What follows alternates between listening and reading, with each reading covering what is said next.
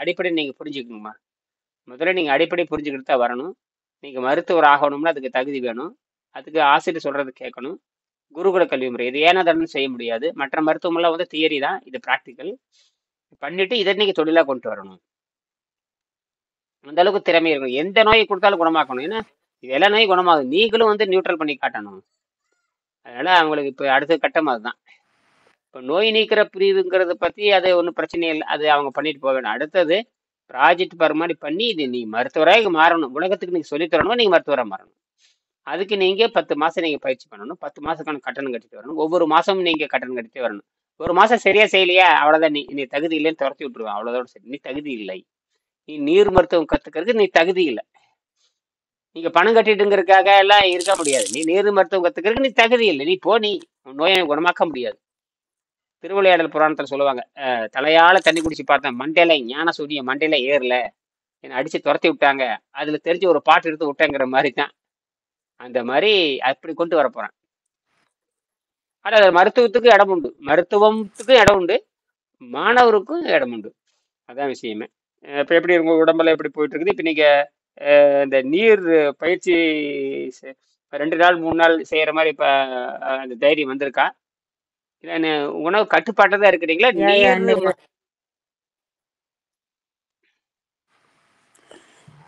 36 hours follow பண்ணி கொண்டிருக்கிறேன் ஐயா. தொடர்ந்து அதுல 3 மாற்றம் நாள் என்ன தெரியுதா? ஃபாலோ அது பண்ணீங்க? வருமே, அதுல குறைஞ்சிருக்குமே. ஐயா நிறைய வித்தியாசம் இருக்கு ஐயா. நிறைய நிறைய வித்தியாசம் இருக்கு இல்லையா? அந்த வலி என்ன வித்தியாசத்தை உணர்றீங்க? அந்த 36 மணி நேரம் நீங்க செய்யும் பொழுது என்ன வித்தியாசம்? பெரிய 36 மணி நேரம் ஆட்டோ பேக்கி, அதாவது தனக்குத்தானே மருத்துவராதல்னு கண்டுபிடிச்சாங்க 2016. அதுலயே அவன் என்ன சொல்றான்னா 16 மணி நேரம் சொல்றான். ஆனா நாம வந்து 24 பண்ண 36 மணி நேரம், பெரிய வெற்றி. ஆனா 72 மணி நேரம் வரை, 72 மணி நேரம் வரைக்கும் அது ஒரு ஒரு மனநல மருத்துவர் கூட 2 நாளைக்கு முன்னாடி பேசியிருந்தாங்க. இந்த காணொலி கூட நான் போட்டிருந்தேன், நம்ம நீர் மருத்துவ குழுவுல போட்டிருந்தேன். அது வந்து அது மனநல மருத்துவர் தான் பேசுறாங்க. அது ரொம்ப எப்பவுமே சைக்காலஜி மருத்துவர்கள் பேசுறதுதான் கரெக்ட். வெறுமனே இயற்கை மருத்துவர்கள் பேசுறது, மறுபடியும் அலோபதி மருத்துவர் பேசுறது சரியில்லை. அந்த மனம் நோய் மருத்துவர்கள் அல்லது யோக பயிற்சி பெற்றவங்க, இவங்க தான் வந்து இதவே செய்ய முடியும். இவங்க தான் மேல்நிலை மக்கள்லாம் இருக்கான்.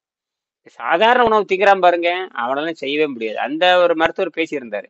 அதுல 72 மணி நேரம். இப்ப என்ன இது நம்மளது என்னன்னு கேட்டீங்கன்னா, நீரை மருந்தாக அருந்தித்தான் 36 மணி நேரம் போடணும். அதுலதான் வெற்றி அடையுது. வெறுமனே அது பாத்தீங்கன்னா வெறும் உலர் நோன்பு மாதிரி.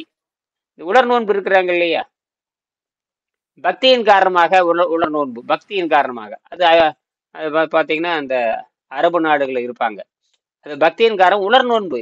காலையில ஏதோ ஒரு உணவு சாப்பிட்டுக்கிறது, அப்படியே போட்டுறது, அப்படியே ட்ரை. அது பேர் உலர் நோன்பு. ரொம்ப அது வந்து சுத்தமா ஆகாது.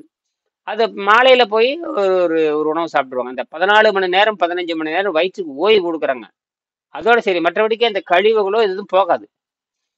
அது வகையான ஒரு பக்தி நோன்பு. அது நம்ம பக்தி நோன்பு அவ்வளவுதான், பெரிய முன்னேற்றம் அடைய முடியாது. அந்த பக்தி முடிஞ்சதுன்னு அதோட முடிஞ்சு போச்சு. அதுக்கப்புறம் நோய் வந்துட்டா அதை செய்யலாங்கிற எண்ணமும் அதுக்கு வரவே வராது. அது பக்தியோட முடிஞ்சு போச்சு. இப்ப பக்திங்கிறது சிறிதளவு நம்பிக்கை தான். ஆனா இது அப்படியே இல்லை, இது பகுத்தறிவு நோன்பு. இந்த பகுத்தறிவு நோன்புல நீரை மருந்தாக அருந்தி தான் நீங்க ஒரு சாதாரண உணவு சாப்பிடணும், சைவ உணவு. நம்ம உணவுங்கிறது சைவ உணவா இருக்கலாம். இந்த நீரை மருந்தாக அருந்தி ஒரு சைவ உணவு சாப்பிடுகின்ற பொழுது என்னன்னு கேட்டீங்கன்னா, இந்த நீர் 36 மணி நேரத்துல உடம்புல இருக்கிற 12 அடுக்குகள் சொல்றாங்க. 12 மண்டலங்கள்: தோல் மண்டலம், சதை மண்டலம், எலும்பு மண்டலம், கழிவிறக்க மண்டலம். தோல் மண்டலம், அப்புறம் வந்து சதை மண்டலம், நரம்பு மண்டலம், அப்புறம் வந்து எலும்பு மண்டலம். இதுலயே வந்து 5 ஆச்சு. அப்புறம் நுரையீரல் மண்டலம், அப்புறம் இரைப்பை மண்டலம், ஜீரண மண்டலம், கழிவிறக்க மண்டலம், இனப்பெருக்க மண்டலம், நிணநீர் மண்டலம், அப்புறம் நாளமில்லா சுரப்பி மண்டலம், இப்படியே அப்புறம் மண்ணீரல் மண்டலம். இதுல 11 இன்னொரு இருக்கு, கண்ணாடி போன்று இருக்கிற மண்டலங்கள். அதெல்லாம் இப்போ போட்டான் அதுதான் நகருதுங்கிற இப்பதான் எல்லாம் சொல்றானுங்க. ஆமா, உடம்புலயே ஒளி இருக்குதுங்கிறானுங்க.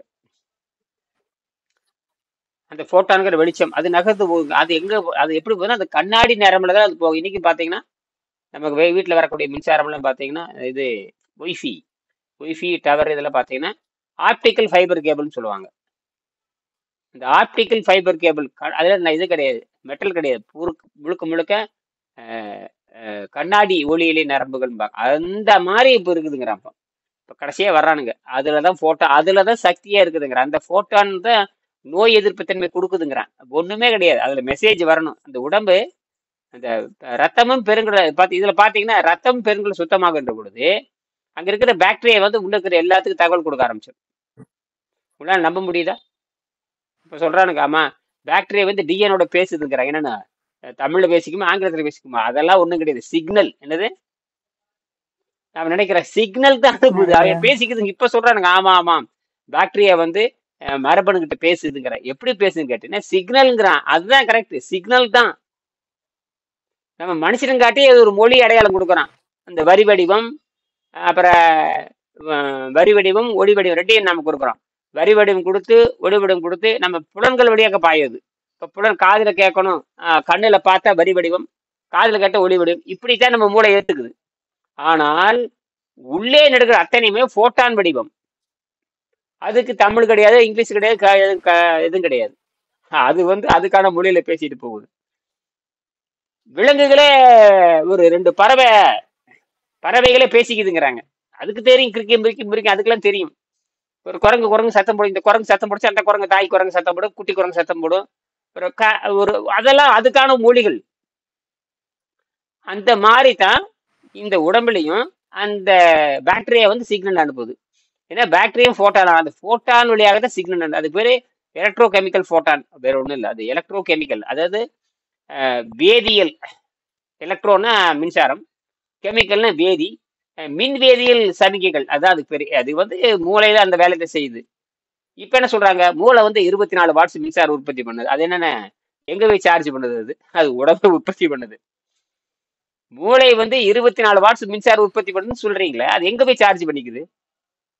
பேட்டரி சார்ஜ் பண்ற மாதிரி எங்க சார்ஜ் பண்ணிக்குதான்னு கேக்குறேன். அப்படின்னா உடம்பே தயாரிச்சுட்டு இருக்குது. இதெல்லாம் இப்பதான் மெல்ல மெல்ல ஆராய்ச்சி பண்ண ஒவ்வொரு குட்டா வெளிவருது. என்ன நைட்ரஜன் புரோட்டீனா மாறுதுன்னு சொல்ற அளவுக்கு வந்துருவானுங்க. அதை தான் சொல்லல, நைட்ரஜன் போட்டானா மாறுது அப்படின்னு சொல்லிட்டு கடைசியில வரப்போறானுங்க பாருங்க. ஆமாம், இது வரைக்கும் ஆக்சிஜனுடைய பங்களிப்பு மட்டும்தான் நான் பேசிட்டு இருந்தோம். இந்த பூமியில எதுக்கு நைட்ரஜன் வந்தது?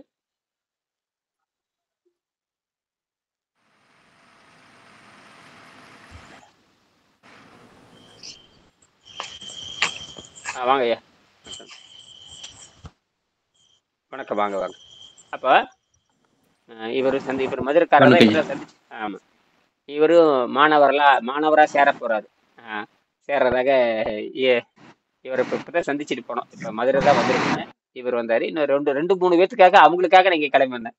இப்ப இதே கனடா பக்கத்தால தான் டக்குன்னு வந்துடலாம். கனடா அமெரிக்கா பக்கத்தால தான் வந்துடலாம். ஏதோ ஒரு $1000 வர்றதுல வரலாம். வர்றதுக்கே $3000 ஆகும், போறதுக்கு $3000 ஆகும். 6 லட்சம் வேணும், காலியா இருங்க.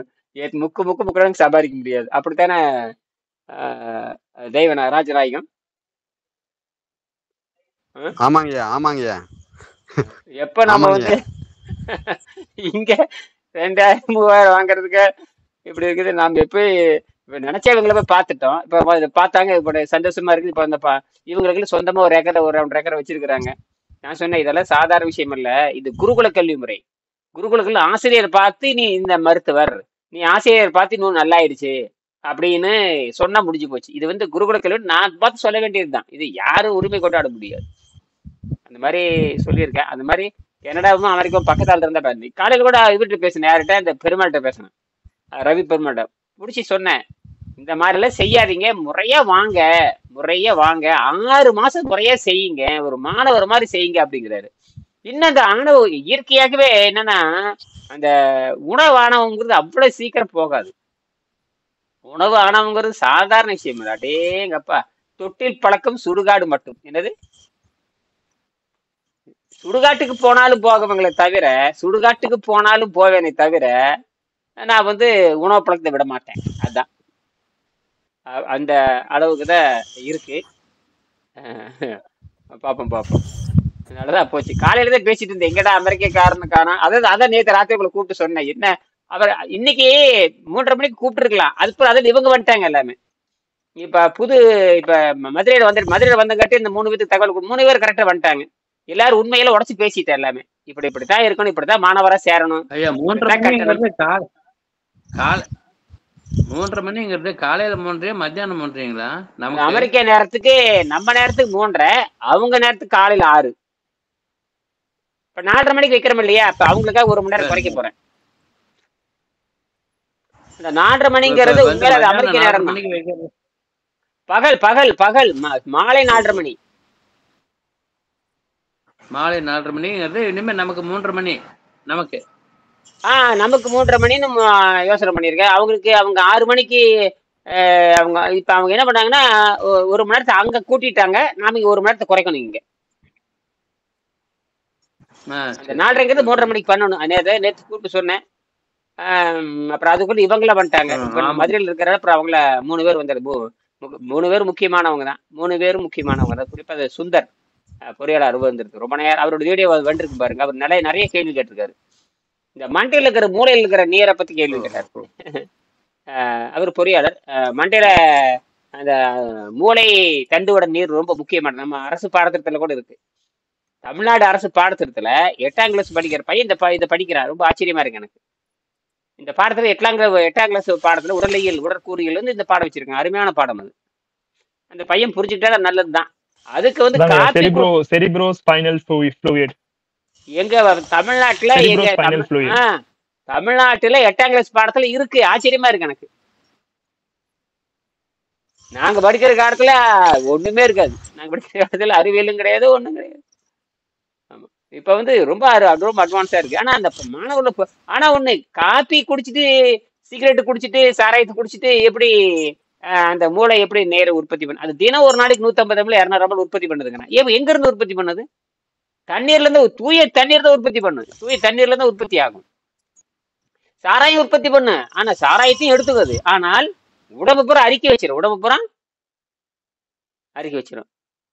சரி, 36 மணி நேரம் 36 மணி நேரம் பண்ணிட்டு இருக்கிற நீங்க என்ன மாற்றம் தெரியுது உங்களுக்கு? ஐயா, உடல் எடை 75ல நின்றாலும் இப்போ 36 hours நாங்கள் ஃபாஸ்டிங் செய்துட்டு வெஜிடபிள்ஸ் சாப்பிடக்க அந்த 36 hours லைட் வெயிட், பாடி லைட் வெயிட்டாக இருக்கும். எல்லா வேலையும் செய்யலாம். ஒரு ஹெவி தூக்குறதா இருந்தானே எந்த வேலையும் செய்யலாம். ஈஸியாக இருக்கு. அதாவது எடை தூக்கி வைக்கிறது பிரச்சனையே இல்லை. அந்த அளவுக்கு இருக்கு. எடை தூக்கி வைக்கிறது ஒரு பிரச்சனையே இல்லை இல்லையா? எடை தூக்கி வச்சுக்கலாம், பண்ணிக்கலாம், போலாம் வரலாம். எதுவும் செய்யலாம். மூச்சு வாங்குறதோ படி ஏறுறதோ எந்த பிரச்சனையும் இல்லை. இப்ப 90 kgல இருக்க எங்களுக்கு இத்தனை மூச்சு வாங்க, மூட்டு வலி எல்லாம் இருக்குன்னு தானே. இப்ப நல்ல சர்றன்னு போய் சர்றன்னு வந்துடுவோம் படியில. அதே நேரம் மூச்சும் வாங்காது. நல்ல ஈஸியா இருக்கு பாடி. அதாவது இம்யூனிட்டி அதிகமா ரைட். சரிதான். அப்ப நீங்க சரிதான், விஞ்ஞான ரீதியா அது சரிதான். நிறைய வித்தியாசம் இருக்கு ஐயா. அவரு விவசாயி தானே. ஒரு துர்காண்டிருக்காரு பாருங்க, அவரு விவசாயி தான். அவருக்கு இது தெரிஞ்சிருச்சு. அவர் ஆசிரியர், கல்லூரி ஆசிரியருங்க. கல்லூரி இப்பதான் தெரியுது. கல்லூரி இப்பதான் சொல்றாரு, கல்லூரி பேராசிரியர் இப்பதான் சொல்ற. அப்புறம் பார்த்தா ஒரு விவசாயி. அப்புறம் பார்த்தா இல்லைங்க, நான் கல்லூரியில வேலை செஞ்சுட்டு இருந்தேன். எம்காம் பிஎட் என்ன சொன்னார், எம்காம் பிஎட் எம்காம் படிச்சுட்டு பிஎட் முடிச்சுட்டு அப்புறம் தான் தெரியுது. பாருங்களேன், கடைசியில் எங்க மம்டி எடுக்க ஆரம்பிச்சிட்டாரு. எதை எடுக்க ஆரம்பிச்சிட்டாரு? மம்முட்டி எடுக்க ஆரம்பிச்சிட்டாரு. எல்லா வேலையும் செய்யறேன், உடல் எந்த சோர்வும் எதுவுமே இல்லைங்க. அவர்கிட்ட பேசுற செய்தியில பேசியிருக்கேன். கிட்டத்தட்ட 1 மணி நேரம் 1.5 மணி நேரம் பேசணும். அது 2 மணிக்கே வந்துட்டாங்க. இவரு 2 மணிக்கே சுந்தர் வந்தாரு. அதுக்கப்புறம் இன்னொரு பொண்ணு வந்திருந்தாங்க, தாய் மகள் வந்திருந்தாங்க. அவங்க வந்து இந்த புத்தகத்தை வாங்கி பயிற்சி, அதாவது அவங்க நேரடியாக பயிற்சியை கொடுக்காம புத்தகத்தை வாங்கி படிச்சே கிட்டத்தட்ட 80% நோய் குணமாக்கிட்டாங்க. அந்த நன்றி உணர்ச்சியின் காரணமா நேரில் வந்து சந்திச்சிருக்கிறாங்க. இப்ப நான் வரேங்கிறது சொன்னங்காட்டி வந்துட்டாங்க. ஐயா, அந்த அதாவது எந்த தொடர்பும் இல்லை, புத்தகத்தை வாங்கி படிச்சு அவங்க குணப்படுத்திட்டாங்க. இப்ப மாணவரை நான் நினைச்சு பரவாயில்லையே. அதாவது இன்னைக்கு அதை பத்தி நிறைய பேசணும். அதாவது ஐயா, உங்களோட காணொலி பார்த்தே நிறைய பேர் குணமடைஞ்சிருக்கிறாங்க. ரொம்ப நான் சொன்னேன், அதுதான் வெற்றி. இப்ப எனக்கு வந்து கட்டணம் கொடுக்கறத பத்தி கவலை இல்லை. வெங்கடேசன் கொள்கை வெற்றி அடைஞ்சிருச்சு, அவ்வளவுதான். புத்தகத்தை வாங்குறாங்க, படிக்கிறாங்க, முன்னேறிட்டாங்க, அவ்வளவுதான். அதுதான் வெற்றின்னு நான் எங்கிட்ட வந்தா தானே கட்டணும், எங்கிட்ட வந்தா தானே கட்டணும். நோக்கம் வந்து வெங்கடேசன் கல்வி பரவி இருக்கு. வெங்கடேசன் புத்தகத்தை வாங்கி படிச்சு குணமாயிட்டாங்க, அதுதான் வெற்றின்ட்டு நான். என்கிட்ட சேர்றதுல வெற்றி இல்லை, அது வந்து இயற்கைக்கு மாறானது. என்னை விரும்பி வர்றவங்க சேர்றாங்க, நான் கட்டணம் போடுறேன் அப்படின்னு நான். அது சரிதான் சரிதான் சரிதானே. அப்புறம் அவரு நான் சொன்னேன் நீங்களா வரணும் அப்படின்னு, செய்வோம் இருக்காரு. அப்புறம் அதையும் சொல்லியிருக்கேன், பார்க்கலாம் மதுரை என்ன பண்ணுதுன்னு பார்ப்போம். இப்பதான் வந்து மாணவரா சேர்றேன், இன்னைக்கு என்ன கட்டணம் அது இனி அடுத்ததுல அது விவாதம் நடக்கும். நீங்க மாணவரா சேர்க்கின்ற போது அது கடுமையான விவாதமும் நடக்கும். போட்டு சாத்துன்னு சாத்துவேன். நீ சும்மா நீ மாணவர் அதெல்லாம் கிடையாது, ஒழுங்கா செய்யணும். அடுத்த கேள்வி நான் சொல்லி அது என்னென்ன கேள்வி கேட்கணும்னு சொல்லியிருக்கிறேன். இது ஒரு தடவை சேர்ந்துட்டா 100 வருஷத்துக்கு பயன் தருமா? இப்ப நீங்க ஏதோ ஒரு பணம் கொடுக்குறீங்க, நீ பணம் கொடுக்குறீங்க, இப்ப மற்ற மருத்துவத்தில் போனீங்கன்னா லட்சக்கணக்கில் செலவு பண்ணிட்டு நோய் நல்லாக போறதில்ல, அதுக்கு நீங்க திருப்பி திருப்பி திருப்பி செலவு பண்ணிட்டே இருப்பீங்க. ஆனால் இது அப்படி இல்லை. நீங்க 100 ரூபாய் செலவு பண்ணிட்டீங்கன்னா 100 ஆண்டுகளுக்கு செலவு கிடையாது. அதான் இதுல விஷயமே. 100 ரூபாய் இதுல செலவு பண்ணிட்டீங்கன்னா 100 ஆண்டுக்கு செலவில்லை. அது நீங்க புரியுறீங்க, எல்லாரும் புரிஞ்சுக்கிறீங்க. அதனாலதான் இதை திருப்பி நான் கொண்டு வரேன். அதனால வந்து இது ஒரு தடவை முதலீடு தான். அது எங்கிட்ட தான் இந்த கட்டணம். மற்றபடிக்கு நீங்கெல்லாம் பெரிய ஆளாகி நீங்க கட்டணத்தை எப்படி வேணா வச்சுக்கலாம், அதை கூட்டிக்கலாம் குறைச்சிக்கலாம். நீங்க இலவசமா கூட சொல்லிக் கொடுக்கலாம். ஆனா இலவசமா சொல்லிக் கொடுத்தீங்க யாரும் மதிக்க மாட்டாங்க. நானே இப்பதான் அரைங்குறைவா கட்டணம் வாங்கிட்டு இப்ப நீ வேணா இது ஒழுங்கு பண்ணிக்கணும். அதாவது குறைஞ்சபட்சம் நான் ஒரு 2-3 ஆசிரியர்களாவது உருவாக்கணும். குறைஞ்சபட்சம் ஒருத்தராவது. 25% இது வரைக்கும் யாரும் உருவாக்கல. ஆனா நோய் நல்லவங்க ஆயிரக்கணக்கில் லட்சக்கணக்கில் இருக்கிறாங்க. அவங்களே அதுல வர்றதே கிடையாது, வரவும் மாட்டாங்க. அவங்களுக்கு வெக்கப்படுவாங்க. என்னடா இவரு நிச்சயமா எங்கிட்ட நோய் நல்லா திருப்பி கேட்பேன் இல்லையா, அதனால அந்த வெக்கப்பட்டுட்டு வர்றது இல்லை. அப்படித்தானே சுந்தர்? அப்படித்தானே சுந்தர்? திருலோக சுந்தர்? ஆமாங்கய்யா, அப்படி கூட இருக்கலாம், அப்படி கூட இருக்கலாம். அதாவது என்னன்னா, அதுதான் நான் சொல்றேன் இல்லையா, அவங்களுடைய நோக்கம் வந்து அவங்கள சொல்லி தப்பு இல்லையா தப்பு இருக்கான்னு எனக்கு புரியல. பட் ஆனா அவங்களுடைய கான்டெக்ட்ல அது இல்ல, அவ்வளவுதான். அவங்க அதை எடுத்துட்டு போய் பேசணும் அப்படின்ற எண்ணம் இல்லாததுனால நம்ம எதுவும் பண்ண முடியாது.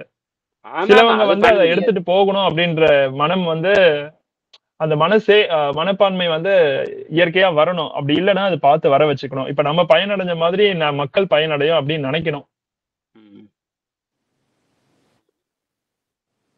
சரி சரி, இன்னைக்கு அது ரைட். அப்புறம் அவங்க சொல்றாங்க பாருங்க, அது எல்லாம் அடுத்தது எதை பண்ணலாம்னா இதை பத்தி பேசலாம். இப்ப நான் கட்டண முறைகளை வச்சிருக்கிறேன், அது ஏற்கனவே பேசியிருக்கான். உங்களுக்கு ஏதாவது இவர் கூட சில சுந்தர் பொறியாளர் சுந்தர் வந்துட்டு போனாரு. சொன்ன ஐயா இது வந்து இப்படித்தான் இருக்கு, இது வந்து ஒரு தடவை முதலீடு தான், இது கொஞ்சம் சிரமமா தான் இருக்கும். ஒரு தடவை நோயாளிகள் என்பது வேறடா, நோயாளிகள் என்பது வேறன்னு, இது மாணவர் என்பது வேறன்னு நான் சொல்லிட்டேன். மாணவர்னா அவன் எனக்கு குறைஞ்சபட்சம் 6 மாசம் நான் சொல்றதை கேட்டாங்கன்னா 6 மாசம் வந்து முதல் மாசம் கொடுப்பேன். முதல் மாசம் ஒரு கட்டணத்தை சொல்றேன் இல்லையா, அந்த கட்டணத்தை கட்டிட்டு அந்த 30 நாள் நீ ஒழுங்கா இருந்து கட்டினத்தான் அடுத்த வகுப்புன்னு தேர்ச்சி பண்ணுவேன். இல்லாட்டி நீங்க துரத்தி விட்டுருவேன். அது அந்த அடுத்த பாயிண்ட் அதான் இருக்குது. நீ சும்மா ஒரு தடவை நீ படிச்சுக்கிட்டு நீ அடுத்த மாசம் ஒழுங்கா செய்யலினா நான் சொல்லிடுவேன், அப்ப நீ பணம் கட்டினது போதும், நீ தகுதி இல்லைன்னு நான் சொல்லிடுவேன். அதையும் நான் சொல்லிடுவேன். அவன் 6 மாசம் ஆயிட்டாங்கன்னு வச்சுக்கங்க, திருப்தி ஆயிடுதுன்னா நாம சொல்லிடலாம், நீ வந்து நீர் மருத்துவத்தை சொல்லு. அப்ப நானே வந்து ஒரு வீடியோ போடுவேன், இவர் மருத்துவராக இருப்பார், அது அரங்கேற்றம், இவர் எந்த நோயை குணமாக்குவார் அப்படின்னு. அப்ப எங்கிட்ட வரக்கூடிய நோயாளிகளுக்கு கூட நான் சாம்பிள் கொடுத்து, இப்ப எப்படி ஒரு நோயாளி வந்து சிபாரிசு பண்றாங்களே நீ பாத்துக்க அப்படிங்கிற மாதிரி ஒரு கடுமையான நோயை கொடுத்து நான் அதெல்லாம் நான் பண்ணுவேன். அதாவது இதெல்லாம் எப்படின்னா, ஒரு நோயாளி கொடுத்து நீங்க அவர்கிட்ட போங்கன்னு நான் சொல்லிடுவேன். இப்ப இனிமேல் இல்ல நான் அவனுக்கு நேரம் இல்லை, நீ அவர்கிட்ட முதல்ல வந்து இதே மாதிரி கூகுள் வகுப்பு நடத்தி வேணுமோ நேரில் போய் சந்திச்சு அவர் கேட்குற கேள்வி கேளுங்க, அவர் சொல்லி கொடுப்பாரு அப்படின்னு நான் சொல்ல போறேன். இதெல்லாம் நான் சரி செய்யணும், இதெல்லாம் செஞ்சு காட்டணும். இதெல்லாம் இப்படியெல்லாம் போனாதான் இது வளரும். இப்ப என்னை நம்பரவன் இருப்பான், புதுசா வரவன் நம்ம புதுசா ஒருத்தர் கத்துக்கிட்டானா எப்படிங்க இது 25 வருஷமே இல்லாம நீங்க எப்படின்னு அவரு செய்வாரு, அவருக்கு தகுதி உள்ளவர்தான். நீங்க நோயை கொடுங்க, உங்களுக்கு என்ன நோயின்னு சொல்லுங்க, அவர் குணமாக்குவாருமா, அதை நீங்க பேசணும், அந்த விவாதம் பண்ணணும். நீங்க அந்த நோயாளி கேட்கற கேள்வி அத்தனைக்கு நீங்க பதில் சொல்லணும், விளையாட்டு இல்லை. அதையும் சொல்லிட்டேன், அது சாதாரண விஷயம் அல்ல. இந்த புத்தகத்துல 230 பக்கமா நீ மனப்பாடமாக இருக்கணும். 230 பக்கத்துல இருக்கிற ஒவ்வொரு வாக்கியமும் மனப்பாடமா இருந்தா மட்டும், ஏன்னா இதுலதான் விஷயமே இருக்கு. அப்புறம் நீ புதுசா கத்துக்கிறதுல வேற. இப்ப நம்ம பயோபோட்டான் பத்தி பேசுறோம், ஃப்ளூயிட பத்தி பேசுற, எல்லாமே இதுல வந்துருது. இனி இது முறியடிக்கணும்னா தண்ணீரும் இல்லாம வாழலான்னு யாராவது வரணும். தண்ணீரும் இல்லாமல் காற்றிலேயே வாழல. இப்ப நாம வந்து நோய்க்கு நகர்றோம், இன்னும் நாம வந்து தண்ணீரை பத்தி தான் பேசிட்டு இருக்கிறோம். வெறும் காற்றமற்றையே சுவாசிச்சு வாழலாங்கிற நிலைக்கு போறத அது தனி மனித விடுதலை, அது வந்து இன்னும் மேல நிலை.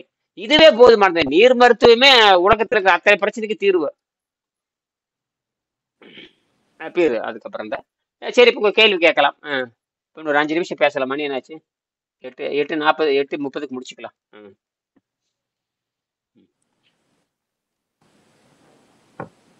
அந்த இது காலையில எதோட நிறுத்தினா? காலையில படிச்சுமே இல்லையா? அதை விட தொடங்கலாமா? ஆமாங்க. பக்கம் 110, 11. 110, குறிப்பு 1, குறிப்பு 2. குறிப்பு 2 படிச்சாச்சு. கண்களை காப்பாற்றிக் கொடுங்களா? அதுதான் படிச்சோம் நம்ம.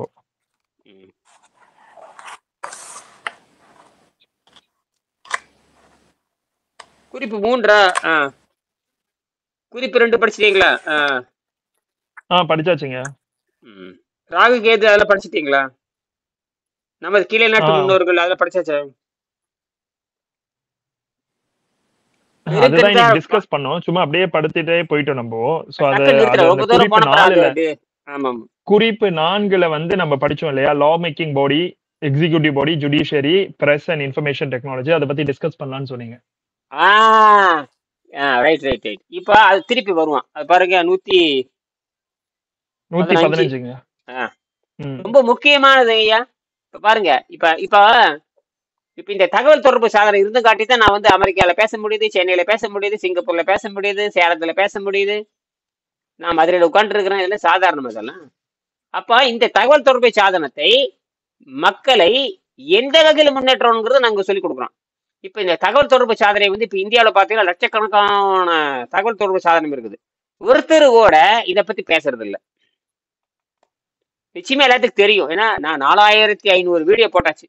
கூகுள்ல போகுது, கூகுள் மீட் போகுது, ஃபேஸ்புக்ல போகுது, வாட்ஸ்அப்ல போகுது, டெலகிராம்ல போகுது. எல்லாத்துக்கும் இது தெரியும். ஆனால் தைரியமே ஃபேஸ் பண்றதுக்கு யாரும் கிடையாது. அது இருந்துட்டு போட்டு, அது அப்படித்தான் இருக்கும். எப்பயுமே நெகட்டிவ் வந்து ரொம்ப வலுவா உட்காந்துருக்கும். நம்ம அதை பத்தி கவலைப்படக்கூடாது. நம்ம வேலையை செஞ்சுட்டு இருக்கணும். மக்கள் எந்த வகையில் முன்னேற்றம் கிடையாது. தப்பிச்சு போறது இது வந்து பூமியில வந்து கொள்ளையடிச்சுட்டு உட்கார்றது கிடையாது. தப்பிச்சு போறது இது நீதிபதிகள் திருடுறாங்க போற அந்த மாதிரி இது கிடையாது. நீதிபதிகள் திருடிட்டு கேள்வி இந்தியாவில் ஒரு மானங்கட்ட ஒரு சட்டம் இருக்குது. நீதிபதி திருடிட்டு தண்டிக்க முடியாது. என்னடா நாடு இது? கனடால அப்படித்தான் இருக்குதுங்களா? நீதிபதி தப்பு பண்ண தண்டனை கிடையாதா? எந்த விதத்துல மக்களைத்தான் போட்டு வாட்டி கொண்டு இருக்கணும். அவை எப்படி இருக்கணும்ன்ற நமக்கு தெரியாது. நமக்கு கொடுக்குற டார்ச்சரையே தாங்கிலாம இருக்கு. இதுல அவை எப்படி வாழினவன் எங்களுக்கு தெரியாது. ஆனா ஒண்ணு, இந்தியாவில் இருக்கிற இந்த மோசமான சட்டத்துக்கு காரணம் வெள்ளக்கார சட்டம் தான். பாருங்க, வசதியா அவன் என்னென்ன திருட்டுத்தனம் பண்ணிட்டு போயிருக்கான் பாருங்க. எல்லாத்தையும் நாசம் பண்ணிட்டு போயிருக்கான். ஒரு நீதிபதி திருடுனார்னா அவர் தண்டிக்க முடியாது. என்னடா கொடுமையா இருக்குது. அவர் என்ன வானத்திலிருந்து பிறந்தவரான்னு கேக்குறேன். நாங்க கடைசியா நடத்தின வகுப்புல திருலோகச்சந்தர் சொல்றாருல்ல, ரோட்ல கேமரா வச்சு அடிக்குது ஸ்பீடா போனாண்டு. பாரு, இவரு நேற்று 36 கோடி ரூபாய் ஹஸ்பண்டுக்கு வந்திருக்கு $500. அது பார்த்து எனக்கு தலையை சுத்திச்சு. எடுத்து வச்சுட்டு பேசாம இருக்கிறேன். இப்ப அவருக்கு அந்த 1 மந்த்துக்குள்ள ஃபைன் கட்டணும், இல்லாட்டி கோர்ட்ஸுக்கு போடும். ஐயோ, காலையில போயிருக்கிறாரு. காலையில 6க்கு போய் 4:30க்கு வீட்டில இருந்துறாங்கிறார். வெயிலை கிட்ட எங்கேயோ அடிச்சிருக்குது. 6:30க்கு அடிச்சிருக்குது கேமரா. ரேஷ் டிரைவிங் ஸ்பீடா போயாச்சுன்னா அது ஆட்டோமேட்டிக்கா போட்டோ பிடிச்சிரும். அந்த நம்பர் பிளேட் பிளேட்டோட பிடிச்சிரும். போட்டோ போட்டுட்டு நமக்கு வீட்டுக்கு ஃபைன் வந்துரும். அவ்வளவுதான். இது மார்ச் 11th போயிருக்கிறார். நான் மெயில் செக் பண்ணதால நேற்று தான் பார்த்தேன் அந்த இது. அப்ப 30 டேஸுக்குள்ள $500 அவர் ஃபைன் கட்டணும். இதே நேர போலீஸ் பிடிச்சிருந்தா அவர்கிட்ட லைசன்ஸ்ல இருந்து 3 points போகும். லைசன்ஸ் முதல்ல புடிங்கிடுவாங்க. முதல்ல சட்டங்கள் கடுமையா இருக்கிறதுனாலதான் வந்து ஓரளவுக்கு அங்க ஆக்சிடென்ட்ஸ் எல்லாம் கொஞ்சம் தடுக்கப்படுது.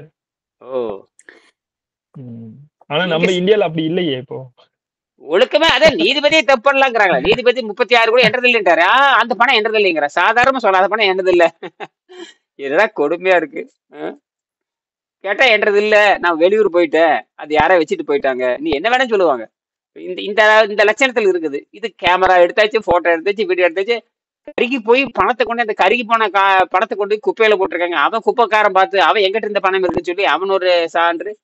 என்ன நடக்குதுன்னு தெரிய மாட்டேங்குது. என்ன நமக்கு தான் சட்டங்களா, அவங்களுக்கு சட்டமே இல்லையா தெரியுது. அப்ப என்ன இந்த நாடு பாருங்க. இவங்களே இவ்வளவு தப்பு பண்ண அப்புறம் அரசியல்வாதிக்கு மொத்த கேப் மாதிரி தெரிஞ்சு போச்சு. மொத்த அரசியல்வாதி காரணம் வெள்ளைக்காரனோட சீசன் அப்படித்தான் இருக்குங்க. அது கட்சி சார்பு அரசியலுக்கு நல்லவர்களே இருக்க மாட்டாங்க. நல்லவர்கள் இருக்க முடியும். சரி, அது போயிட்டு போகுது, நம்ம பிரச்சனை அது வரல. இதை படிங்க. சட்டம் இயற்றமைப்பு சொல்லுங்க. சட்டம் இயற்றுதல், இது வந்து பாத்தீங்கன்னா சட்டம் இயற்றுதல், அப்புறம் சட்டத்தை நடைமுறைப்படுத்துதல், அப்புறம் நீதிமன்றங்கள், தகவல் தொடர்பு சாதனங்கள். இதுக்கு பாத்தீங்கன்னா நாலுமே மக்களை எந்த வகையில் முன்னேற்ற வேண்டும்ங்கிற கொள்கையை கோட்பாடு இல்லை. இது இப்ப ஏற்பட்டதல்ல, ஆரம்பத்தில் ஏற்பட்டது. இப்ப நாம என்ன பண்றோம்னா, நான் அடிப்படையில் கை வைக்கிறேன். இப்ப வந்து இந்த ஊடகத்தை பயன்படுத்திட்டு நாம என்ன பண்றோம், அடிப்படையான பசிதாகத்தையே கை வைக்கிறோம். இதை கை வைக்கிறோம். அதாவது இந்த ஊடகம் மூலயமாக இன்ஃபர்மேஷன் டெக்னாலஜி வச்சுட்டு ஐடி அந்த என்ன சொல்றது தகவல் சாதனங்களை வைத்துக் கொண்டு நம்ம கொள்கைகளை இப்ப வந்து அந்த ஹெல்த், அதாவது ஆரோக்கியத்தை வந்து மீட்டெடுக்க நம்ம முயற்சி செய்யறோம். அதுதான் நம்ம செய்ய வேண்டியது. நம்ம இது எளிமையா இருக்கு இல்லையா, இது நம்ம கையில கொடுத்துட்டு போயிட்டானே. இது பெரிய கண்டுபிடிப்பானு. அதாவது ஒரு விஞ்ஞானிகளோட மிகப்பெரிய கண்டுபிடிப்புங்கிறது இந்த தகவல் தொடர்பு சாதனம். இத்தனை வருஷமா நடந்த டேமேஜுக்கு கடைசியில இது அட்லீஸ்ட் இது ஒண்ணுனாச்சும் உருப்படியா செஞ்சு கொடுத்தோம், இதை வச்சு மீட்டுக்கோங்க அப்படின்னு. இது நானும் வெங்கடேசன் பேசியிருக்கோம். உருப்படியே இது ஒண்ணு கண்டுபிடிச்சு கொடுத்துட்டு போயிட்டாடோ. இது வந்து இந்தியா முதல்ல வந்து ஜெகதீஷ் சந்திர போஸ் தொடங்கி இருக்காரு. ஜெகதீஷ் சந்திர போஸ் 1860-70 அவர் தான் முதல்ல இந்த ஒய்ஃபிங்கிற ஒண்ணு கண்டுபிடிச்சாரு. அப்ப வந்து பாத்தீங்கன்னா கலினாங்கிற ஒரு வகையான அப்பவே வந்து பாத்தீங்கன்னா ஆர்டிபிஷியலா என்ன பண்ணிருக்கான்னு கேட்டீங்கன்னா, அந்த காலத்துல பாத்தீங்கன்னா இதுவே கிடையாது. எது எலக்ட்ரானிக்ஸே கிடையாது. குறிப்பா இது அது பேர் சொல்லுவாங்க செமிகண்டக்டரே கிடையாது. செமிகண்டக்டர் என்னது செமிகண்டக்டர் 1960-62 தான் செமிகண்டக்டரே வருது. எலக்ட்ரானிக்ஸ் அப்பதான் வருது. எலக்ட்ரிக்கல் இருந்து எலக்ட்ரானிக் மாறுது. ஆனால் 1890 அது கிடையவே கிடையாது. ஆனால் இவர் என்ன பண்றாருன்னா, இந்த காரிய துகளை வச்சு இவரே ஒரு ஆர்டிபிஷியல் என்ன பண்றாருன்னா ஒரு செமிகண்டக்டர் உருவாக்குறாரு. அது கிட்டத்தட்ட எலக்ட்ரானிக் எக்யூப்மெண்ட் மாதிரி தான். அதை வச்சு வெற்றி அடைஞ்சாரு. அதுதான் முதல் கண்டுபிடிச்சாரு. அப்புறம் அதுல இருந்து இன்னைக்கு ரேடியோ வந்தாச்சு, ஒய்ஃபை வந்தாச்சு. இன்னைக்கு எல்லாம் ஒளி அதெல்லாம் தாண்டி எங்க போயிடுச்சுன்னா வெறும் போட்டான்ல வச்சு நம்ம பேசுறது போட்டான் தான். இந்த போட்டானை வைத்து கொண்டு பண்றேன். இன்னைக்கு மட்டும் 15 புத்தகம் போயிருக்கு. சுந்தர் ஒரு 10 புத்தகம் வாங்கிட்டு போயிருக்காரு. இப்ப வந்திருக்காரு ஒரு தெய்வநாயகம். அவரு 4 நாள் இங்கதான் இருப்பேன். அவர் வரல. இந்த 4 நாள் நேர்ல சந்திச்சுக்கலாம். அவரு 4 நாள் வர்றப்போ இந்த ஒரு இந்த தண்ணி மட்டம் பாக்குற டியூப் இருக்கு இல்லையா, தண்ணி மட்டம் பாக்குற டியூப். ஆமாங்க. அது வந்து ஒரு 4 மீட்டர் வாங்கிட்டு வாங்க. சரிங்க. இனிமா கொடுக்கறதுக்கு தான், வேற ஒண்ணும் இல்ல. சரிங்க, அந்த லெவல் டியூப் வாங்கிட்டு வரேங்க. ஆமா, அது ஏதாவது இரும்பு கடைக்கு போனா கிடைக்கும். சரிங்க. அது 10 mm தான் இருக்கு. பார்த்தேன் 10 mm தான். அது போதும். ஒரு 4 மீட்டர் வாங்கிட்டு வாங்க வரப்போ. சரிங்க சரிங்க. இங்க பக்கத்துல கடை எதுவும் இல்லை. அது எலக்ட்ரிக்கல் ஸ்டோர் போனா கிடைக்கும், ஹார்ட்வேர் ஸ்டோர்ல கிடைக்காது. நாளைக்கு வாங்கிட்டு வரேங்க. வாங்க. அதுதான் இனிமேக்கர்ல சோறு வரானுங்க. அது தனிமட்டம் பக்கிறது. சரி, இப்ப விஷயத்துக்கு வாங்க. இதை என்ன புரிஞ்சுக்கிறீங்க சொல்லுங்க. மேற்கண்ட அமைப்பில் மக்களை எந்த வகையில படிங்க, என்ன புரிஞ்சுக்கிறீங்க? இந்த நாளை எப்படி இருக்கு, நாட்டுல எப்படி இருக்கு, இந்தியால எப்படி இருக்கு, யாராவது முன்னேற்றாங்கிற? இப்ப பாருங்க, நீ அமெரிக்கா பத்தி பேசுற, கனடா பத்தி பேசுற, சிங்கப்பூர் பத்தி பேசுற, எங்கேயாவது யாராவது ஆரோக்கியத்துக்காக திருப்புறீங்களா? ஏதாவது சிங்கப்பூர்னு ஆரோக்கியம் கிடையாது, கனடாவில் ஆரோக்கியம் கிடையாது, அமெரிக்கால ஆரோக்கியம் கிடையாது, இந்தியாவில் ஆரோக்கியம் கிடையாது. மெயின்டெனன்ஸ் தாங்க, மெயின்டெனன்ஸ் நிறைய இருக்கு, அதற்கான விழிப்புணர்வு இருக்கு. பட் ஆனா அந்த அடிப்படையான பேசிக்கான அடிப்படையில வந்து பாத்தீங்கன்னா அந்த உணவை எப்படி கட்டுப்படுத்துறது.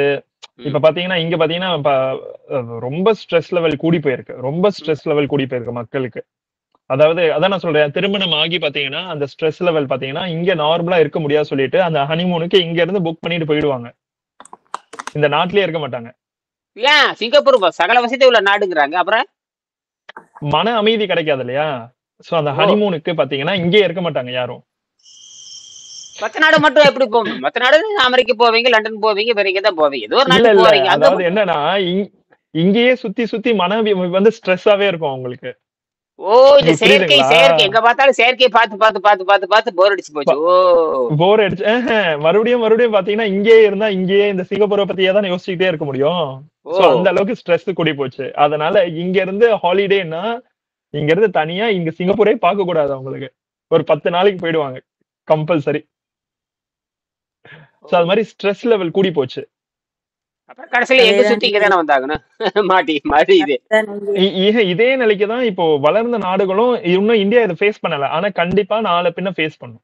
கட்டாயம் கட்டாயம் கட்டாயம் கட்டாயம். அது எங்க மக்கள் தொகை பயங்கர பிரச்சனை ஆட்டாங்க அப்பா. அது வெடிச்சு பூதாகரமா கிளம்பு. வடநாட்டுல கிளம்பி வருது இல்லையா அங்கெல்லாம். அது மதம் மதம். சொல்லுங்க. இப்ப பாத்தீங்கன்னா அந்த நியூ இயர், அந்த பெரிய பெரிய பண்டிகைகள் வருதுல்ல, எஸ்பெஷலி நியூ இயர்ல மட்டும் பாத்தீங்கன்னா மதுவோடைய விற்பனை மட்டும் பாத்தீங்கன்னா அவ்வளவு கோடி கணக்குல சேல்ஸ் ஆகுது அப்பா இந்தியால. ஆமா பல கோடி ஒரே ஒரே நாள் ஒரே 2 நாள்ல நடக்கும். 2 நாள் ஒரே நாள்ல அத்தனை ஒரு மாசம் சேர்ந்து விற்கிறது வந்து ஒரே நாள்ல. அது தீபாவளியில பாத்தீங்கன்னா பயங்கர ரெக்கார்ட் பிரேக். அது அரசாங்கம் வந்து பெருமையா வேற சொல்லும். டிவில போட்டுருவாங்க, டிவில வேற பெருமையா வேற சொல்லுவாங்க. சோ இதுல பாத்தீங்கன்னா ஆரோக்கியம் எங்க இருக்கு அப்போ? இந்த நாள்லதான் வந்து சைலண்டா அமைதியா உட்கார்ந்து என்ன பண்ணணும்ன்றத யோசிக்கணும். நியூ இயர் வரும்போது அந்த காலத்துல ரெசல்யூஷன் சொல்லுவாங்க. நியூ இயர் ரெசல்யூஷன் என்ன எடுக்க போறோம் அப்படின்னு. ஆனா அன்னைக்குதான் உட்காந்து குடியும் எதுவா இருந்து அன்னைக்குதான் மட்டைய பண்ணி படுத்து தூங்குறது. அப்படி ஆயிடுச்சு. சரிங்க. நாம் எல்லோருமே மேற்கொண்ட வட்டத்தை அப்படி படிக்க மேற்கண்ட அமைப்பில் மக்களை எந்த லட்சியத்தை நோக்கி முன்னேற்றுவது என்ற செய்தியோ அதற்கான திட்டமோ கிடையவே கிடையாது. இன்று நேற்றல்ல, மனித சமுதாயம் உண்டான நாளிலிருந்தே இருந்து வரும் குறைபாடுதான். நாம் எல்லோருமே மேற்கண்ட வட்டத்திற்கு உள்ளே வாழ்கிறோம். ஒரு சாதாரண ரேஷன் கார்டு வைத்திருந்தால் கூட அது நாம் மேற்படி அமைப்புக்கு உட்பட்டவர்கள் என்பதை காட்டுகிறது. சுருக்கமாக சொன்னால் நாம் பிறவியில் இருந்தே சகலத்தையும் அரசாங்கத்திடம் கொடுத்துவிட்டு அவர்கள் சட்டப்படி பெற்றுக் கொள்கிறோம். இது ஆதியில் இருந்து வந்த அமைப்பு. உலகத்திற்கு வழிகாட்டியவர்கள் மேற்படி வட்டத்திற்கு வெளியே இருந்து அதை செய்தார்கள். உலகத்திற்கு வழிகாட்டியவர்கள் மேற்படி வட்டத்திலிருந்து வெளியே இருந்து அதை செய்தார்கள். மேற்படி வட்டத்திற்கு உள்ளே இருந்தவர்கள் கூட முயன்று வெளியே வந்தது தான் அதை சாதிக்க முடிந்தது. புத்தர் இளவரசராக பிறந்தவர். சொல்லாமலேயே துறவு பூண்டு 6 வருடம் தவம் செய்து துறவு நிலையிலேயே அந்த கால சமுதாயத்திற்கு வழிகாட்டினார். திருவள்ளுவர் சங்க புலவர் அல்ல என்று நான் ஏற்கனவே குறிப்பிட்டிருக்கிறேன். மிகச்சிறந்த கடைச்சங்க நூலான திருக்குறள் சங்கத்தில் அரங்கேற்றமாக ஏற்பட்ட தடைகளை பற்றி ஒரு சரித்திரமே உண்டு. ஆதிசங்கரர் இறந்துண்டு இந்தியா முழுவதும் சுற்றி அத்வைத்தத்தை பரப்பினார். இந்தியாவின் 4 எல்லைகளிலும் அதற்கு மடங்களையும் நிறுவினார். சித்தர்கள் அவர்கள் வழியில் பாமர மக்களுக்கு புரியும்படி பல நூல்கள் எழுதி நல்ல வழிகளை காட்டினார்கள். மேற்கண்ட எல்லோரும் அரசியல் என்ற வட்டத்திற்கு வெளியேயே இருந்து மனித சமுதாயத்தை அவ்வப்போது வழிபடுத்தியவர்கள். திருவள்ளுவர் இரவச்சம் அதிகாரம் 106, 107 என்ற 2 அதிகாரங்களை அடுத்தடுத்து எழுதியதன் காரணம் இதுதான். புத்தரும் ஆதிசங்கரும் மக்களிடம் இறந்து வாழ்ந்தது தன்னடக்கம் குறித்து என்று கொள்ள வேண்டும், சுயநலத்தினால் அல்ல. இறந்தும் உயிர் வாழ்தல் வேண்டின் பரந்து கெடுக உலகு இயற்றியான் என்ற குறளில் உயிர் வாழ்தல் என்ற சொற்களை கவனிக்க வேண்டும். உயிர் வாழ்தலுக்கு இறக்க வேண்டியதில்லை என்பதே பொருள். அதாவது பிச்சை எடுத்து வாழணும் அவசியம் அர்த்தம். அதாவது பிச்சை எடுத்து வாழணும் அவசியம் இல்ல. அப்ப நான் ஒரு இயற்கை மருத்துவத்தை கேட்டேன். இயற்கை மருத்துவத்தை பேசும் பொழுது நீங்க பழங்கள் சாப்பிட சொல்லுங்க, பழத்துக்கு நான் பிச்சை எடுக்கிறதான்னு கேட்டேன். ஐயோ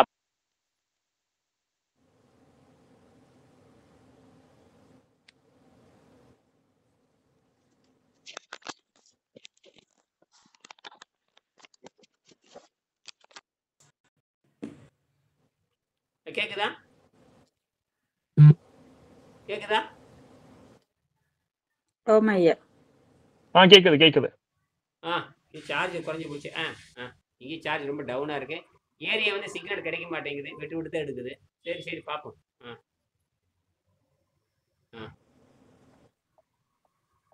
சரி சரி, இந்த இறந்தும் உயிர் வாழ்தல் இதை பத்தி பேசுவோம். அதை அப்படி மூடி வச்சிடலாம். இது வரைக்கும் வச்சுக்கோங்க, நாளைக்கு காலையில் பேசலாம். இந்த இறந்தும் உயிர் வாழ்தல் வேண்டி நான் ஒரு இயற்கை மருத்துவத்தை பேசும்பொழுது சொன்னேன், இங்க பழங்கள் சாப்பிட்டு வாழனாரு. ஐயோ பழங்கள் சாப்பிட்றதுக்கு பழத்துக்கு யார்கிட்ட போய் பிச்சை எடுக்குதுன்னு கேட்டேன். அப்ப வேலைக்கு வேலைக்கு நான் எதுக்கு போகணும்னு கேட்டேன். அடுத்த கேள்வி வரும் இல்லையா? அறிவு இருக்கிற வேலைக்கு போவானா அப்படின்னு கேட்டேன். அறிவு இருக்கிறவன் படிப்பான். அறிவை வைத்துக் கொண்டு தன்னுடைய பிரச்சனை தீர்த்துக்கணும். அறிவை வைத்துக் கொண்டு தன் பிரச்சனையை செலவில்லாம யார் தீர்த்துக் கொள்றா? அதாவது பாத்தீங்கன்னா, அறிவை வைத்துக் கொண்டு தன்னுடைய நோயை செலவில்லாமல் இயற்கை சக்தியில் குணமாக்குறது தான் அறிவுன்னு நான் சொன்னேன். இந்த உணவுல வச்செல்லாம் குணமாக்க முடியாது. முதல்ல பசிக்கு வழி சொல்லுன்னு கேட்டேன். பசிக்கு தண்ணீர் தான் மருந்துன்னு சொல்லுங்க அப்படின்னு. எங்க மருத்துவத்துல அது இல்லைனாரு. அப்ப விட்டுருங்க அப்படின்ட்டேன் நான். அப்ப இது இயற்கை மருத்துவம் கிடையாது. அது பழங்களை சாப்பிட்டு வாழ்கின்ற முறைன்னு சொல்லுவாங்க தவிர, அது ஆரோக்கியத்தை விடுதலை காட்டும். பழங்களுக்கு போனா எங்க போறது? எந்த தோட்டத்துக்கு போறது? எங்க திருட போறது? எங்க சாப்பிட போறது? எங்க திருடுவதுன்னு நான் கேட்டேன். அல்லது இந்த பிச்சை எடுக்கிறதான்னு கேட்டேன். அதனால இதுதான் நீங்க அந்த பசி தாகத்தை கை வச்சா தான் சரியாகும். பசி தாகம்ங்கிறது அது ஒட்டுக்குடல் மாதிரி தேவையற்றது. ஒட்டுக்குடல் எப்படி தேவையற்றது? இறப்பையே பிரச்சனை வந்து இப்ப இந்த மருத்துவர்கள் என்ன சொல்றாங்கன்னா, மருத்துவ ஆராய்ச்சியாளர்கள், நான் மருத்துவர்ல சொல்லல. மருத்துவ ஆராய்ச்சியாளர்கள் என்ன சொல்றாங்க கேட்டீங்கன்னா, இறப்பையில் ஏதாவது இந்த உணவு பதில் ஏதாவது பிரச்சனை வந்து வெட்டி எடுத்துடலாங்கிறாங்க. அதனால மரணம் வராது. அப்படின்னா உணவு பாதியே தேவையில்லைங்கிறாங்க. பிரச்சனை வருகின்ற பொழுது நமக்கு பிரச்சனை வயிறு தானே, அதை நிறுத்திட்டா அப்ப மரணம் இல்லை. நீங்க பாருங்க, அதான் விஷயமே. இதை யோசிக்கணும் எல்லாருமே. சரி, அப்படின்னா அப்ப ஜீரண நீரே தேவையில்லை. இப்ப ஒட்டுக்குடல் வந்து பாத்தீங்கன்னா பல கோடி ஆண்டு நம்ம தொடர்ந்து வந்துகிட்டே இருக்கு. அதனால எந்த நன்மையும் கிடையாது. அந்த மாதிரி ஆண்களுக்கு எத்தனையோ உறுப்புகள் தேவையற்றாம இருக்குது, பெண்களுக்கு எத்தனையோ உறுப்புகள் தேவையில்லாம இருக்குது. இதெல்லாம் பரிணாமத்தின் எச்சங்கள். அதெல்லாம் இந்த மசுரே எச்சம் தான். இந்த மசுரு, நகம், இந்த வளர்றது, மேல இருக்கிற முசுறு, அது இது உடம்புல எல்லாமே எச்சம்தான். இதனால எந்த நன்மையும் கிடையாது. அதுல எச்சங்கள் ஆனா சொல்லிக்கலாம் அப்படி இப்படின்னு. இதுல எச்சங்கள் தான். அதனால அந்த மாதிரி தான் பசியும் ஒரு வகையான எச்சம் தான். ஆனா இது குழந்தைகள் புரிந்து கொள்ள முடியாது. இன்னைக்கு கூட அந்த வகுப்புல பேசினேன். நேரு பேசினேன். வந்திருந்த பொழுது பேசும்பொழுது சொன்னேன், இயற்கை உணவை வைத்துக்கொண்டு அந்த பசியை பெருங்குடலுக்கு இழுத்து விட வேண்டும். பசி சுரக்கும். அப்ப இயற்கை உணவை கொடுத்தோம்னா வேகமா இழுத்துட்டு வந்து அது வெளியே போகும். ஆனா இது எந்த பெண்மணிகளும் எந்த தாய்மார்களுக்கும் இது தெரியாது. அங்கதான் அந்த குழந்தைக்கு வந்து எமனே யாருன்னு கேட்டீங்கன்னா பெற்றோர்கள் தான். இன்னும் பாத்தீங்கன்னா பணக்கார பெற்றோர்கள் பாத்தீங்களா, பணக்கார பெற்றோர்கள், இந்த பணக்கார பெற்றோர்கள், இந்த கூத்தாடிகள், சினிமா கூத்தாடிகள், இந்த அரசியல் கூத்தாடிகள் இவங்கெல்லாம் பாத்தீங்கன்னா அவங்க திங்கிறது பூராமே மரணத்தை உறுதி செய்கின்ற உணவு தான் திங்கிறாங்க.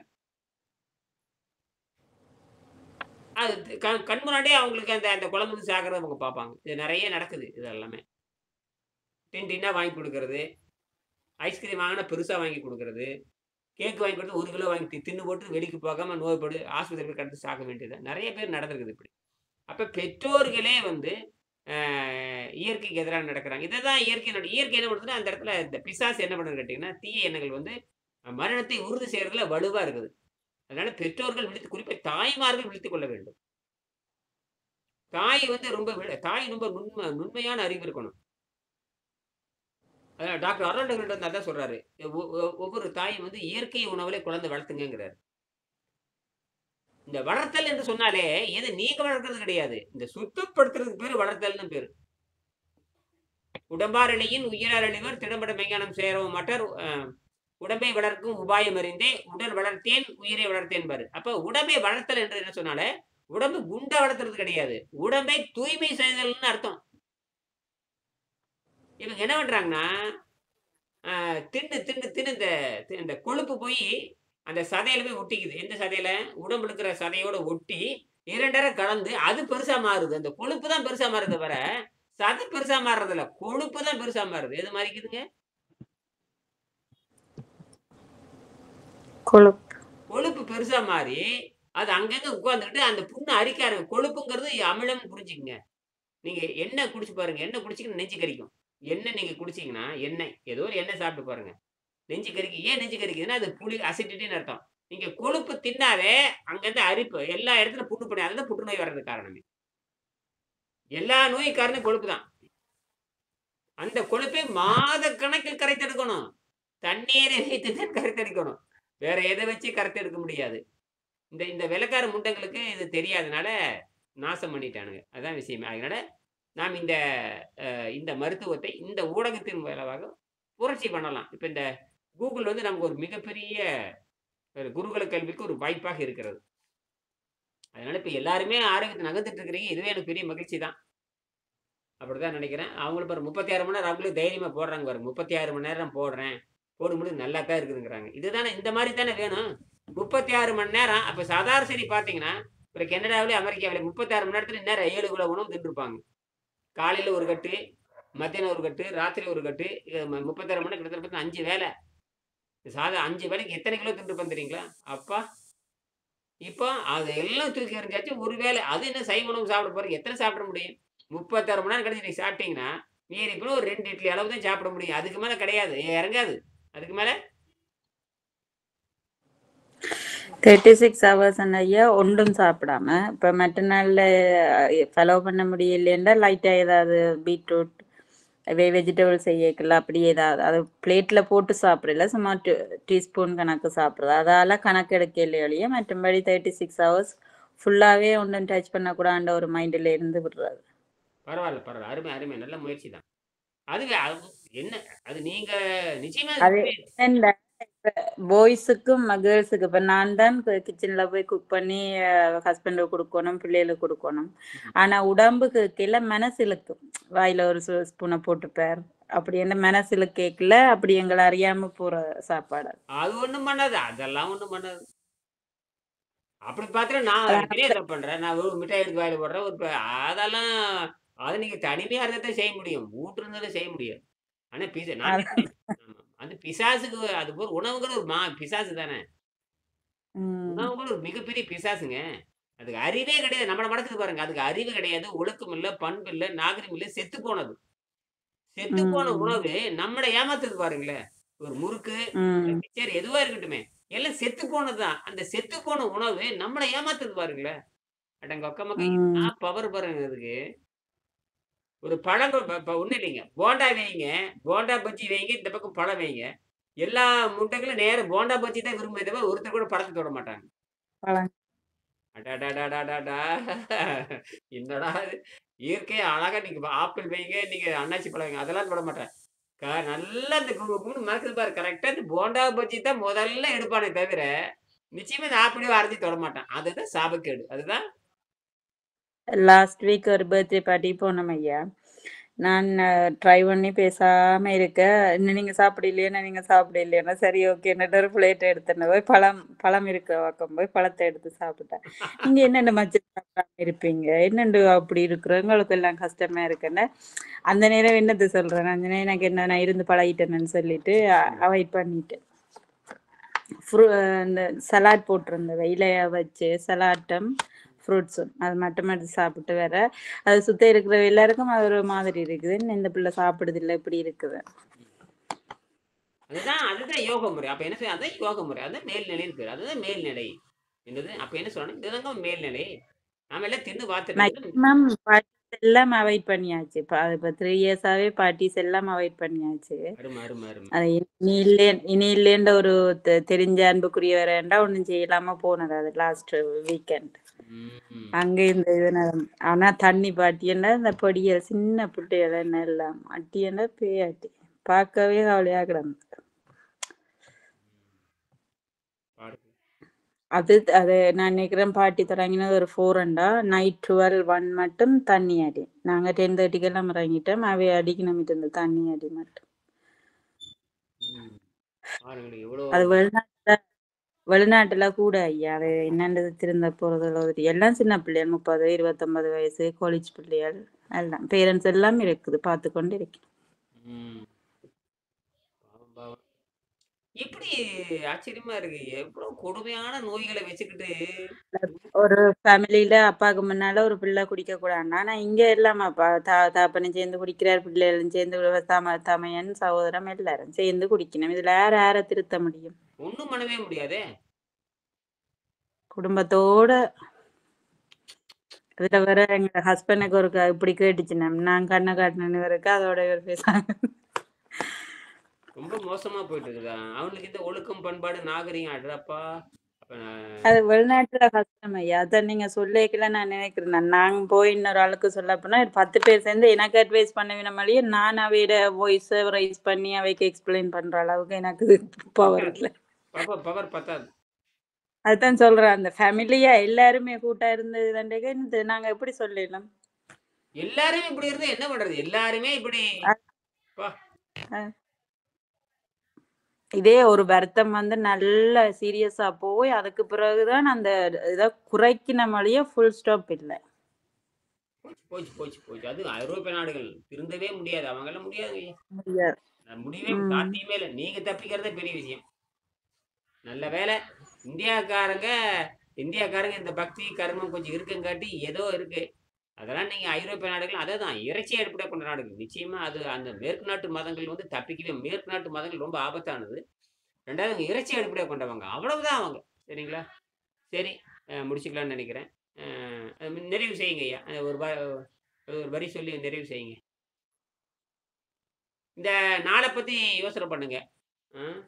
சட்டம் ஏற்று இப்போ நான் வந்து என்ன பண்ணுறேன், நல்ல விஷயத்தை கொண்டு போகிற முயற்சி பண்ணுறேன். கொண்டுட்டு போங்க. நாம் வந்து தகவல் தொடர்பு மட்டும் கொடுங்க. நாம் வந்து நேரடியாக ஒரு மனிதனை சந்தித்து பேசுறது என்பது வேறு. ஆனால் உங்களுக்கு மரியாதை கொடுக்க ஒரு கூட்டம் வரும். அது இன்னைக்கு வராது, என்னைக்கோ ஒரு நாளைக்கு வரும். நீங்கள் ஏதோ ஒரு உங்கள் உடம்பெல்லாம் கரெக்டாகி அப்போ பார்க்கும்பொழுது யாரோ ஒருத்தர் கேட்பாங்க, எப்படி இப்படி நிச்சயமே தமிழர்கள் கேட்பாங்க.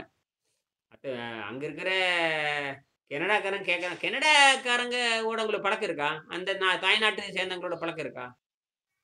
ஏதாவது தொழில் இல்ல வேலை இப்ப நாங்க வேலைக்கு போனாலும் எங்கட வேலையை நாங்க அங்க போன் கதைக்க இல்லாது, இன்னொரு கதைக்க இல்லாது, வேலை மட்டும்தான் ஃபோக்கஸ்.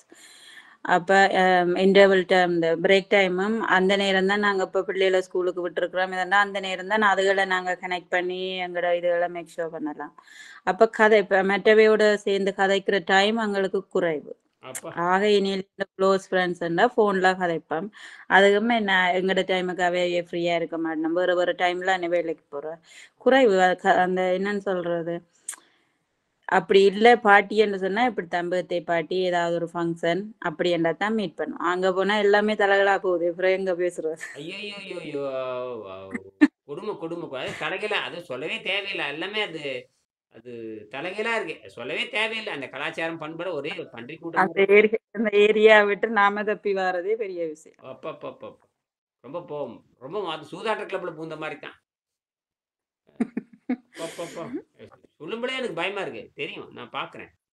நேர்ல பார்க்கும் பொழுது அவங்க என்ன பழக்கம், என்ன அவங்க அப்பா அவங்க சிகரெட் குடிக்கிறதும் வாயில வச்சுக்கிறதும் நாற்றம் சகிக்கவே முடியாது. அப்பப்பப்ப அது இந்த நாட்டுல கேர்ள்ஸே சிகரெட் அடிப்பினா கேர்ள்ஸே. அதில் நாங்கள் வேலை செய்த கம்பெனியில பார்த்தா சைனீஸ்ல இருந்து எல்லாருமே சிகரெட் அடிப்பினோம். இதுல எங்களுக்கு பின்ன நீங்க எப்படி அடிக்காம இருக்கன்னு நாங்க இருக்கிற, நீ எப்படி அடிக்கிற முதல்ல அடிக்காம இருக்கிற அவ்வளவுதான். உனக்கு விளக்கம் இல்லை கொடுக்க, அதே மாதிரி எனக்கும் விளக்கம் கொடுக்க அடிக்காம இருக்கிறது. சரி சரி சரி சரி சரிங்க ஐயா, மீண்டும் சந்திப்போம். நாளைக்கு இருக்கா ஐயா 6க்கு? என்னமா எங்கட டைம் 6க்கு வருவீங்க? நாளைக்கு 3:30 மணிக்கு வச்சு 3:30 மணிக்கு வச்சுட்டா நாளைக்கு எங்க நாட்டுக்கு பகல் அதே மாதிரி பகல 4:30 மணிக்கு இப்போ 3:30 மணிக்கு வச்சு உங்களுக்கு 6 மணிக்கு வரும். அப்படித்தானே? Yeah okay. அப்ப டுமாரோ வரட்டா 6க்கு? சரி, நன்றி நன்றி, வணக்கம் வணக்கம். ஓகே, நன்றி.